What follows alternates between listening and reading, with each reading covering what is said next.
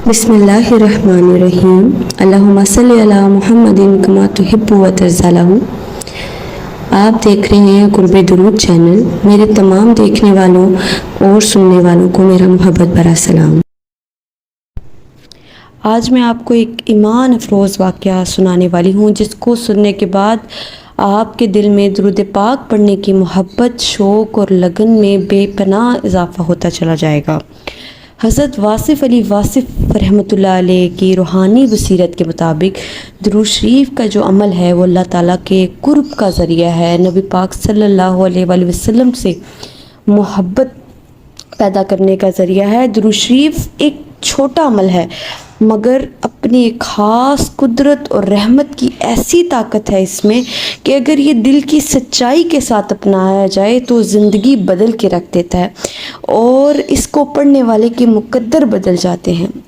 उसकी मुश्किलात ऐसे ख़त्म हो जाती हैं कि उसके रोंगटे खड़े हो जाते हैं कि उसने कभी सोचा भी नहीं था कि वो इन प्रॉब्लम्स, इन मुश्किलात से निकल भी सकेगा। लेकिन दुरूद पाक दिल की एक ऐसी कैफियत का नाम है कि इसको पढ़ते ही जो अहले मोहब्बत हैं उनके दिलों को जो है ना इत्मीनान क़ल्ब नसीब होना शुरू हो जाता है दुरूद पाक के विर्द के साथ ही, और नफ्स की सख्ती टूटती है और दुआओं में असर पैदा होता है और इंसान के अंदर ईमान की ताकत उसको मिलती है कि अल्लाह ताला की ज़ात जो है वो ज़ात हर मसले से इंसान को निकालने पे कादिर है। और नबी पाक सल्लल्लाहु अलैहि वसल्लम से मोहब्बत करने वालों पर नबी पाक सल्लल्लाहु अलैहि वसल्लम की ख़ास निगाह होती है और ख़ास तवज्जो रखते हैं, वो अपने ग़ुलामों की ख़बर रखते हैं। क्योंकि दुरूद पाक पढ़ने वाला शख्स और नबी पाक सल्लल्लाहु अलैहि वसल्लम के दरमियान ये जो दुरूद पाक पढ़ने का एक रिश्ता कायम हुआ है ना, ये कुर्बत नबी पाक सल्लल्लाहु अलैहि वसल्लम का सबसे बड़ा ज़रिया है। दुरूद पाक पढ़ने वाले जो लोग हैं ना, उनके दिलों में नबी पाक सल्लल्लाहु अलैहि वसल्लम की ऐसी मोहब्बत घर करती है कि फिर जो है ना अर्शों से फ़ैसले करवाती है। और नबी पाक सल्लल्लाहु अलैहि वसल्लम मोहब्बत से पढ़ने वालों का दुरूद पाक सुनते भी हैं और अपने उन ग़ुलामों को पहचानते भी हैं। इसी तरह खलीफा बुदमत का दौर था और खलीफा अपने महल में जो है ना सो रहा था। अचानक उठता है और फ़ौरन अपने कारंदों को हुक्म देता है कि मंसूर जमाल ऊँटों वाला जो है ना उसको कैद खाने से, जेल से निकाल कर मेरे पास हाजिर करो। फिर खलीफा के हुक्म की बजावरी लाते हुए उनके तमाम करंदे फ़ौरन जेल में मंसूर नामी उस शख्स को जो ऊँटों वाला था उसको तलाश करना शुरू कर दिया और बादशाह के सामने पेश किया। बुदमत उससे पूछता है कि तुम कितने बरस से जेल में हो, कैद हो? वो कहता है जी मैं 3 बरस से इस जेल में कैद हूँ। तो वो उससे पूछता है कि तुम्हारा जुर्म क्या है? वो कहने लगता है कि मेरा तो जुर्म कोई नहीं है, मैं मूसल का रहने वाला था और ऊँटों को जो है ना अपने किराए पे देता। कुछ अरसे के बाद मेरा जो कारोबार था वो कमज़ोर पड़ने लगा, तो मैं अपने बीवी बच्चों का पेट पालता था, तो सोचा कि क्यों ना मूसल से बाहर किसी शहर में जाकर यही कारोबार किया जाए।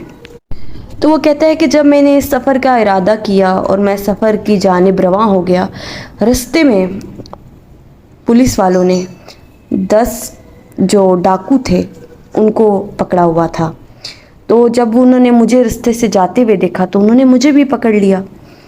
तो उन 10 डाकुओं में से एक डाकू ने भारी रिश्वत दी पुलिस वालों को। तो पुलिस वालों ने उस डाकू को छोड़ दिया और उसकी जगह मुझे कैद खाने में डाल दिया। मैं उनकी बहुत मिन्नत समाजत करता रहा और उनको बताता रहा कि मेरा कोई कसूर नहीं है और मेरे छोटे छोटे बच्चे हैं। लेकिन वो कहता है कि उन पुलिस वालों ने उसकी एक ना सुनी और उसको कैद खाने में डाल दिया। फिर वो बताता है कि इस 3 साल के अरसे में उन 10 में से कुछ डाकुओं को रिहा कर दिया गया और कुछ वहीं मर गए, और फिर उनमें से एक मैं वाहिद था और मैं दिन रात दुआएं करता था अल्लाह ताला से और दुरूद पाक पढ़ता रहता था और अल्लाह ताला से यही दुआ करता था कि अल्लाह ताला तू जानता है कि मैं बेकसूर हूँ।